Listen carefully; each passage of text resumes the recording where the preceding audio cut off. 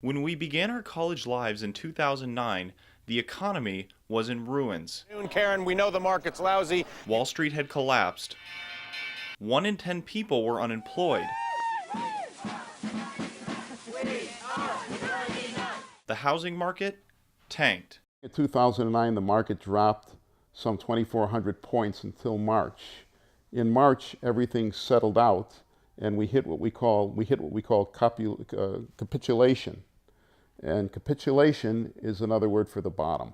We've just been through a period in which the housing got so strange that it brought down the whole economic system, not just of the country, but the whole world. We arrived at ASU just wondering. Are we going to lose everything?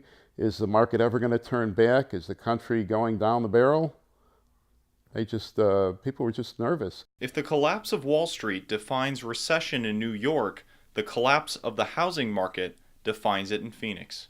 We created so much extra product. A lot of it had to do with construction activity. We spent down our bank accounts. We took out second mortgages on our homes. Eventually, we ended up with lots and lots of homes owned or possessed by people with no intention of paying their mortgage, no ability to pay their mortgage. Arizona ended our first semester with more than 150,000 homes receiving foreclosure notices. Property values fell as much as 40%. As people were starting to let their homes go into foreclosure, then what happened was they lost their homes and they could no longer buy again. The economic dominoes fell. The loss of one job led to the loss of many others. When you go into recession, you lose the jobs at the Walmart and the others that treat their employees more as disposable first.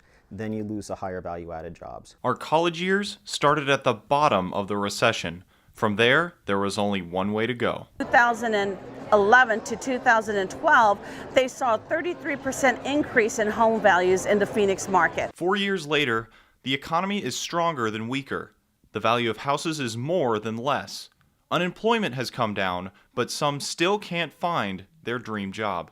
So we're starting to add the lower and then maybe the mid-tier jobs, and over the next 2 or 3 years we'll start to add the higher value-added jobs. I believe that the new normal is probably a growth rate in this country of about 1.8 to 2.9%. And I don't see it getting much better than that. Not nearly as bleak as when we arrived, but not nearly as bright as we hoped for.